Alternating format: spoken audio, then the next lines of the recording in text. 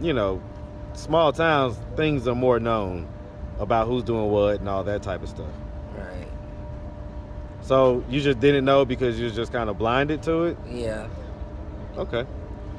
All right. And so when it so was it when you found out is when the incident occurred? Yes, it occurred when I ended up finding out That he was cheating with guys or with women? with women, and he ended up having a baby through this girl. He told me it was his cousin, and so when I found out, I kind of like overreacted. You know, I set the house on fire. Handcuffed. How did you have gasoline or what? Yes, I had gasoline. So you came to the house with gasoline and a match, and you was you was basically intent on burning the house down. Yes. Okay, all right. And you say you did what now? You say that you handcuffed him? Yes. To where? What's up, YouTube?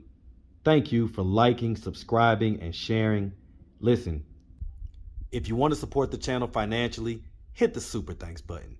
Any amount is much appreciated. Now back to the content. What's up, YouTube? Atlanta Street Interviews out here with another one. So we got my man out here today.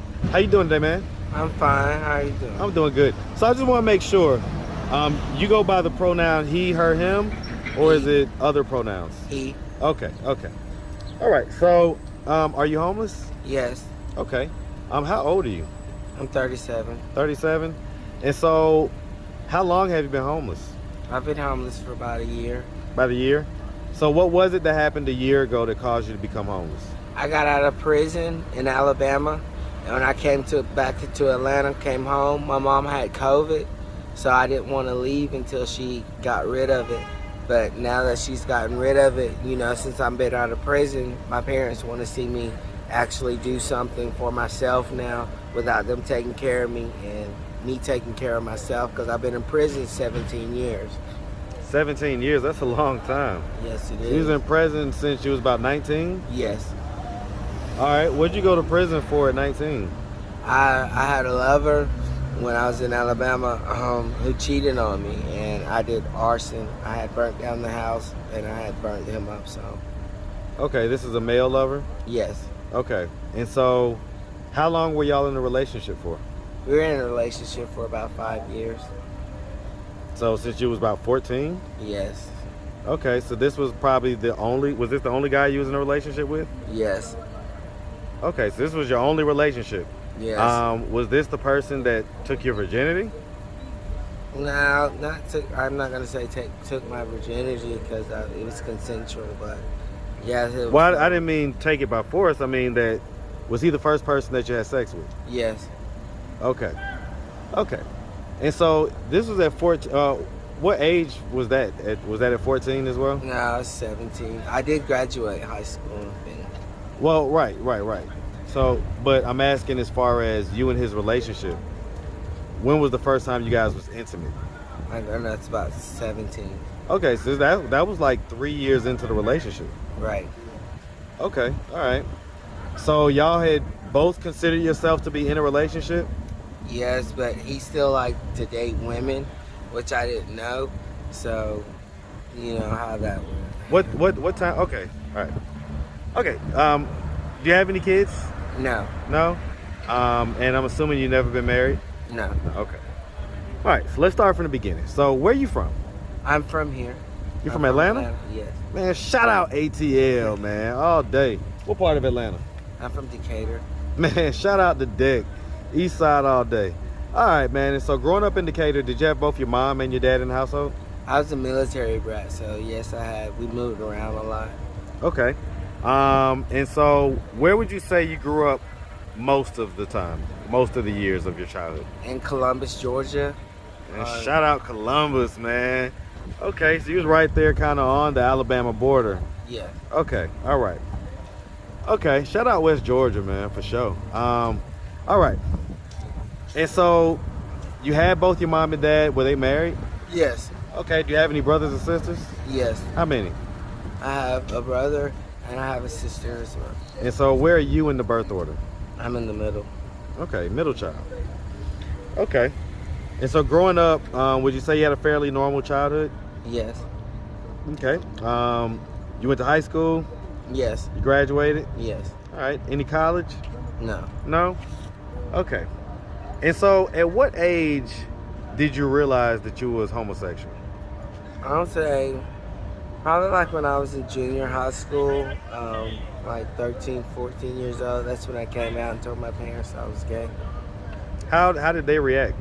They did not agree with it totally because they felt like I had a lot of growing to do and still soul searching, finding myself. So they were against it.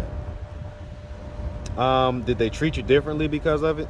No, they didn't treat me differently, but they were a lot more tougher on me because they felt like that I could get persuaded into doing something that I probably didn't What up want now? to do. Okay. All right. And so, all right. So you was with this guy, and this guy was still living like he was a straight man? Yes. And how did you not know that? I mean, y'all have been together, you say, since 14. I mean, I didn't pay attention that I was just into me and him, so I really wasn't looking for any signs that he was still messing with women. I mean, and those aren't like the biggest towns, you know, so it's not like, you know, just in this huge metropolitan area. You know, small towns, things are more known about who's doing what and all that type of stuff. Right. So you just didn't know because you was just kind of blinded to it? Yeah. Okay. All right. And so when so was it when you found out is when the incident occurred? Yes, it occurred when I ended up finding out That he was cheating with guys or with women? with women, and he ended up having a baby through this girl he told me was his cousin. And so when I found out, I kind of like overreacted. You know, I set the house on fire. Handcuffed. How did you have gasoline or what? Yes, I had gasoline. So you came to the house with gasoline and a match, and you was you was basically intent on burning the house down. Yes. Okay, all right. And you say you did what now? You say that you handcuffed him? Yes. To where? The bed. How? Was he asleep? He was high off drugs, and he was asleep. What drugs? Ecstasy, weed, liquor. Okay. All right. So it's a hell of a story, man. I mean, so the long and short of it is that you didn't know that he was still sleeping with women. No. You had no clue whatsoever. No. And when you found out, you became enraged, and you went and set his house on fire. You handcuffed him to the bed? Yes. So how did he become unhandcuffed? Yeah, I ended up uncuffing him too when I set him on fire for a little bit. You set him on fire? Yes, I set him on fire. Did he suffer any burns from Yes, that? he suffered burns to his face, on the left side of his body, on his thigh. He had to get skin grafts in his face. Goodness gracious, man. I wouldn't have thought all that would have came from you, man. Like, all right, okay. So, all right. So, were we caught immediately after that happened, or were we apprehended immediately, or were we on a run for a little bit? I was on the run for a little bit, How long? probably like about 4 months. Where'd you go? I went to Huntsville, Alabama. I had more gay friends and stuff up there, so when I went up there, I stayed up there for a while, and then I ended up stealing a car and was driving around in a stolen car, and I was stopped on a traffic stop. And that's how I was apprehended. Wow. Man, that heart must have been thumping when you saw those lights come on, man. Yes, it was. But I was kind of already prepared for what's going to happen because my mom and dad are, you know, like firm believers in God. And so they say what goes around comes around, and what you issue out, you will get it back to you in this lifetime. So I was kind of already prepared, and due to the fact that I was raised in a great family and with, you know, God-fearing people, and I just already know, like, what you do will come back to you. I was kind of prepared to go to jail. Was that incident on the news? Yeah, it was on the news. In what city? It was in Alabama, and I think up here too, because at the time when they were looking for me, I also used to do drag, so therefore they were increasing a lot of securities around gay clubs and things like that where they could be able to try to catch me. And what city in Alabama are we talking about? Birmingham, Alabama. Okay. Okay. All right, man. All right. Okay, so we did almost half our life in prison. Right. What was that time like? When I first went, I can say like my first couple of years, I really just it wasn't as horrible because in prison, like, gay people have the most upper hand and stuff up in there, so I really wasn't learning anything, but I ended up breaking my femur bone in riots and things like that while I was in there. My parents were so upset with me that they ended up cutting me off in there, so it became horrible after that. Why were they upset with you? Because, you know, like, due to the way that they raised me, you know, they feel like I shouldn't be in there for things like that. And when I was in there, I ended up, you know, just participating in all the wrong things. So, Like what? like in riots and fights. I caught a few stabbing cases while I was in there. You're stabbing folks? Yeah, I mean, you have to protect yourself in there. Well, I mean, was you the aggressor in the stabbings, or was you protecting yourself? I was protecting myself. Okay. But my parents, you know, they really don't have any understanding about, like, The jail culture. right. Prison culture. Okay. All right, man. And so, it's been a year since we got out, right? Right. So what are we doing at this point to try to get our life on track?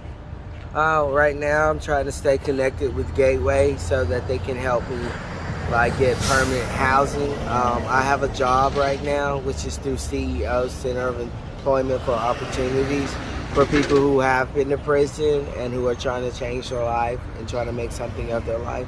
I am working with them, but right now I'm trying to get permanent housing. That way I can be living, you know, in my own place and actually, like, taking care of myself, though.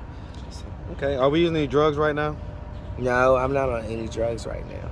Okay. Do we have a history of drug use? While I was in prison, yes. I What did. drugs? Just about everything you can name. You know, and I mean, I know about that, but I'm sure people are gonna ask, like, Heroin, how do you, ice. how does that even happen? You know, like, how does someone, were you doing those drugs before you went to prison? No. So in prison is where you was doing a lot of these harder drugs. Yes. All right. Hey, man, the system is what the system is. Okay. All right, man. Well, listen. So you're in Gateway. You know, listen, your parents, do they know you're homeless? Yes. Okay. So, I mean, if they were to happen to come across this video, do they know all this stuff that happened to you? Yes. Okay. What do you think their thoughts and their instincts would be if they were to see this video on YouTube? It would hurt them, but also at the same time, you know, like, since I've been in prison my whole life and never really had to work for anything and everything's been given to me, like my father said, it's what I have to go through in order to grow and become a man. So they kind of, they would be sad, but at the same time it still will make them stronger because they can see now that I am really striving to try to become someone and become someone who can take care of themselves. Okay. All right. I ain't mad at that, man. I ain't mad at that. All right, man. Well, listen, we really appreciate you taking the time, answering all of our questions. If anybody out there wanted to reach out, help, or donate, do you have a way they could do that? Do you have social media, Cash App, anything like that? No, I don't. I don't have social media or Cash App. They can come by Gateway and ask to speak to Keon. And maybe we can help me set up a Cash App or something like that. You have a phone? Currently at this time, no. No? Okay. All right. All right, man. No email address or anything like that? Keon Hardy 270 at gmail.com. Okay. All right, man. Well, listen, like I say, we really appreciate you. And we definitely wish you nothing but the best out here, okay? Thank you. All right, man. Have a good one.